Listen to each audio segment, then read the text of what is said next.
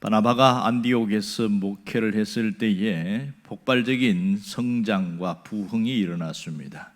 바나바는 동역자가 필요함을 절실히 느끼게 됐습니다. 그때 생각해낸 사람이 사울이었습니다.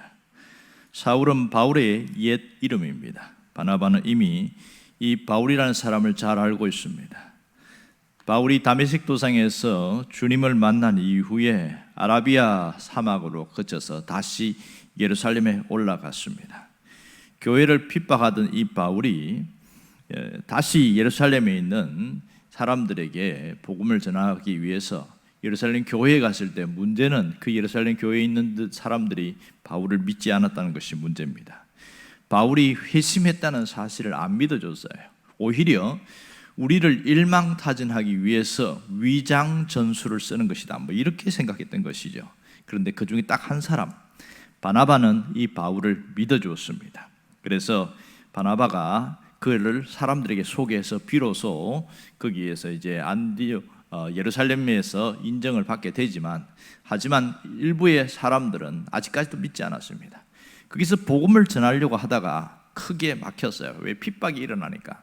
할 수 없이 이 바울을 데리고 어디로 가냐면 고향인 길리기아 다소로 갑니다. 사도행전 9장에 보면 잘 나와 있죠. 자, 그런데 이러한 바울이 이제 다소에 있는 동안에 다 잊혀졌습니다. 그런데 문득 이 바나바에게 바울이 생각나게 된 것이죠. 자, 바울은 정말 뛰어난 가말리알 문화생으로서 학식이 뛰어났고 결단력과 실천력이 있는 대단한 사람이었습니다. 그걸 간파한 게 누구냐면 바로 바나바였습니다. 그는 안디옥에서 혼자 하는 것이 감당하기가 역부족이라는 걸 알고 갑니다. 문제는 이러한 바울을 데리고 올 때에 자기의 입지가 좁아지고 목회 역량이 줄어들 것을 이 바나바도 알고 있었습니다. 그럼에도 불구하고 이 바울을 데리러 갑니다. 왜 그랬을까요? 그것이 하나님의 뜻임을 믿었기 때문에 그렇습니다. 하나님이 그렇게 하기를 원하셨다는 것을 확신했기 때문에 가게 된 것이죠. 이 안디옥에서 다소까지는 175km 되는 굉장히 먼 거리입니다. 그걸 직접 간다는 게 놀라운 일이지요. 자, 그렇다면 이제 이 다소에 있는 바울의 입장에서 한번 생각해 보자는 것이죠. 이 바울이 처음에 이방인을 위한 도구로서 하나님 앞에 택함을 받았을 때 얼마나 가슴이 부풀었겠어요. 그리고 복음을 전하기 위해서 가는 곳마다 하는데 사람들이 믿는 사람도 생기니까 얼마나 기대감도 있었겠냐고요. 문제는 그 믿는 사람과 함께 박해하는 사람들이 더 거세졌고, 특히 헬라파 유대인들이 굉장히 박해를 하기 시작합니다. 할 수 없어서 더 이상 복음을 전할 수 없으니까 사도행전 9장 3절에 나오는 것처럼 자기 고향 다소로 형제들이 그렇게까지 데리고 갑니다. 그래서 다소에서 오랫동안 집가는데, 자, 언제까지 있어야 되느냐? 하나님이 나를 어떻게 보낼 것이냐? 이 부분에 대해서 전혀 알 수가 없었기 때문에 굉장히 답답했을 겁니다. 그래서 기도를 했겠죠. 하나님, 제가 뭘 하면 됩니까? 제가 어디로 가야 됩니까? 어떻게 해야 됩니까? 수도 없이 기도했을 거예요. 그럴 때에 하나님이 어떻게 하셨을까요? 아마도 하나님이 침묵하셨을 가능성이 많습니다. 어떤 면에서 여러 번 기도했을 때 하나님의 사인이라는 것은 기다리라, 기도만 하면 기다리라, 그 사인밖에 오지 않을 수도 있어요. 자, 그랬을 때에 얼마간 기다리라는 말이 없어요. 그러면 여기서 뭐 해야 됩니까? 거기에 대해서 딱히 구체적으로 말씀하지 않습니다. 그냥 기다리라. 가장 힘든 게 뭔지 아세요? 기약 없는 기다림입니다. 정해진 시간이나 날짜가 없이 마냥 기다리는 것, 가장 힘든 기다림이에요. 그러면 왜 하나님은 이 바울에게 다소에서 기다리게 했을까요? 그 시간도 1, 2년도 아니고 무려 10년이 훌쩍 넘는 13년의 시간을 기다리게 했단 말이에요. 왜 그랬을까요? 여기에 하나님의 의도하신 뜻이 있기 때문에 그렇습니다. 하나님은 바울로 하여금 자신의 능력을 믿고 살아가는 교만함을 버리고 오직 하나님만 의지하는 겸손한 자, 주님만 신뢰하는 겸손한 도구가 되기를 원하셨단 말이에요. 이 사람이 교만을 버리고 겸손해지는 게 쉬운 일이 아니잖아요. 갑자기 다를 수 있습니까? 하나님은 거기에서 기다림을 통해서 그 교만을 빼버리는 그런 시간을 가진 것이죠. 놀라운 것은 바울의 태도입니다. 바울이 하나님의 뜻에 순종했어요. 기다리라고 하니까 그냥 기다렸습니다. 언제까지 기다려야 될지도 모르고 마냥 기다리는데 기약 없는 기다림이 계속되어졌습니다. 이 고향에 직거하면서 무엇을 해야 될지, 어떤 일을 해야 될지 아무것도 모른 채 기다리는 동안에 그가 뭘 했습니까? 매일 주어진 상황 속에서 하나님의 말씀에 순종했습니다. 지금 자기가 할 수 있는 그 일을, 똑같은 일을 반복하면서 하는 것이죠. 그러면 13년 동안 길리기아 다소에서 뭐 했을까요? 성경은 자세하게 말하지 않습니다. 하지만 우리가 분명히 알 수 있는 것은 그 오랜 시간 동안에 그가 지금 믿었던 그 모든 것을 재조명하게 되었어요. 특별히 구약 성경의 모든 것들을 다시금 읽어 내려가면서 이 성경을 기독론적으로 재해석했습니다. 예수 그리스도를 중심으로 다시 보기 시작한 것이지요. 이사야에 나오는 그 메시아에 대한 이야기가 그에게는 가슴을 뜨겁게 했을 것이며 그의 삶을 바꾸어 놓습니다. 이 어떻게 할 수 있냐면 바울이 쓴 바울 서신이 14권인데요.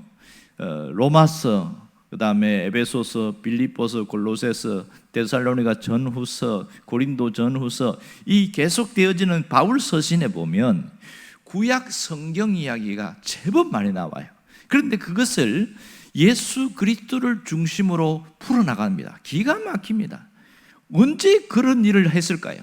바로 길리기아 다소에서 있는 그 동안에 그 일을 충분히 한 겁니다. 그래서 편지를 쓰면서 구약의 어느 부분에 이런 부분이 있는데 이것은 예수 그리스도께서 이렇게 하신 것이다, 뭐 이렇게 해석을 해나가는데 굉장히 탁월한 거예요. 그 기다림 속에 그는 지금 내가 할 수 있는 그 일들을 잘 해낸 것이죠. 그러면 이러한 일을 하는 동안에 하나님은 이 바울을 위해서 어떻게 준비하셨고 어떻게 역사하셨을까요? 하나님은 놀라운 일을 하신 것을 우리는 지난 시간 동안 알 수 있습니다. 이 베드로를 통해서 욥바에 가게 하고 그 다음에 가이사라에 있는 고넬료 가정으로 보내셨어요. 거기서 이방인 첫 선교가 시작되어집니다. 물론 이스라엘 경내에 있는 지역이 있지만 그런 다음에 그 소문이 들리면서 이 구레네와 그 다음에 저기에 있는 구부러 있는 사람들 몇 사람들이 와서 안디옥까지 와서 복음을 전하기 시작합니다. 그러면서 교회가 시작됐잖아요. 안디옥 교회가 그렇게 시작되었어요.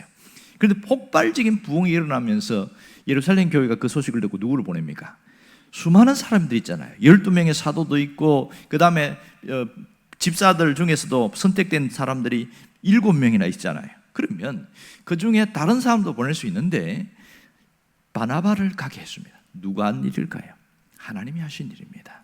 바나바를 가게 해서 거기서 목회하면서 자기가 동역자가 필요하겠다 생각할 때 가장 먼저 떠오르는 사람이 누구예요? 바로 사울이었습니다. 바울이었단 말이에요. 그래서 바울을 찾으러 갑니다. 자, 여기 자세히 보면 한치의 오차가 생겨도 바울은 길리기아 다소에서 전혀 나올 수가 없고 아무것도 할 수 없었습니다. 그러나 하나님은 정확했습니다. 특별히 안디옥 교회에 바나바가 아니고 다른 사람이 갔으면 어떻게 됐을까? 다른 사람이 가서 거기서 했으면 과연 이 사울이, 이 바울이 다시 여기 와서 함께 일할 수 있는 그런 근거가 있을까요? 불가능하지요. 여기에는 하나님의 역사가 있었습니다. 한치 오차도 없이 하나님이 진행하시는 이 오묘한 일들을 보시면 좋겠습니다.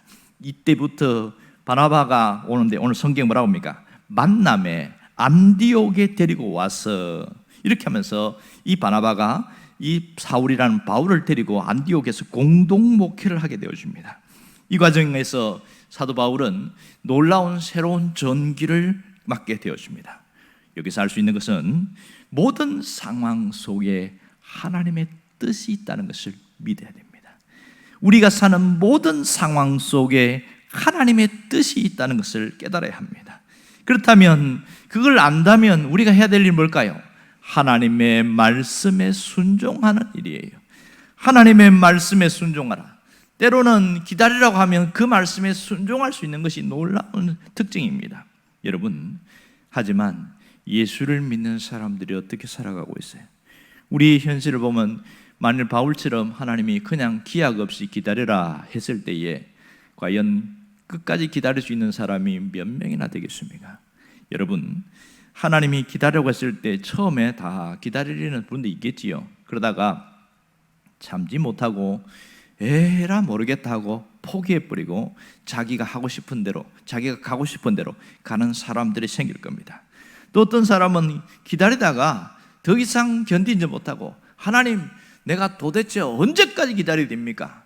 그러면서 막 불평하고 하나님 앞에 원망하고 내가 이렇게 힘들고 어려운데 언제까지 나를 이렇게 내버려 두십니까? 항의하고 따질 사람도 있을 겁니다. 하지만 그 중에 소수의 사람들은 바울과 같은 그런 태도를 취하는 사람도 있을 겁니다. 여러분은 어느 부류에 속하기를 원하십니까? 또 어느 부류에 있습니까? 우리가 상황이 안 풀릴 때 기다리는 것 대단히 중요합니다.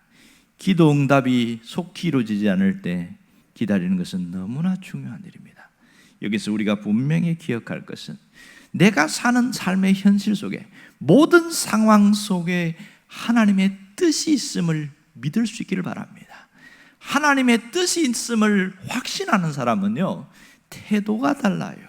살아가는 것, 신앙생활의 모습이 완전히 다르단 말입니다. 어떻게 달라요? 매일매일 주어진 삶의 현장에서 하나님의 말씀에 순종하려고 하지요. 그렇게 사는 것이 내가 잘하는 것이라고 믿기 때문에 이것이 내 현실 속에서 지금 기다리는 것이 하나님의 뜻이라고 깨달으면요, 그 말씀에 순종하려는 것이 놀라운 특징입니다.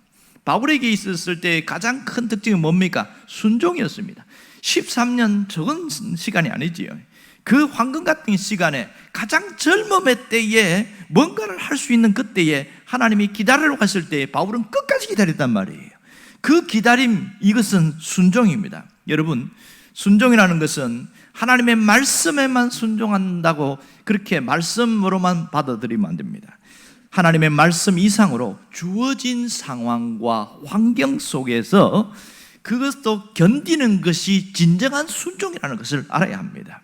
여러분, 바울이 예수님을 만난 이후에 처음부터 이름이 드러나거나 대단하거나 그렇지 않고 오히려 반대였습니다. 고난의 연속이었어요. 그러나 그는 어떤 상황 속에도 피하려고 하지 않았습니다. 그 모든 상황을 순종함으로 이겨냈다는 것이 놀라운 특징입니다. 예수님을 전했을 때 박해가 있을 때에 다시 한 발 물러섰어요. 죽을 뻔하게 맞을 때도 또 물러섰어요. 그러면서 또 끝까지 이겨나가는데 놀라운 것은 어떤 상황이 펼치든지 하나님의 뜻이 있음을 믿었고 또 결과를 주님이 책임져 주실 것을 믿었다는 사실입니다.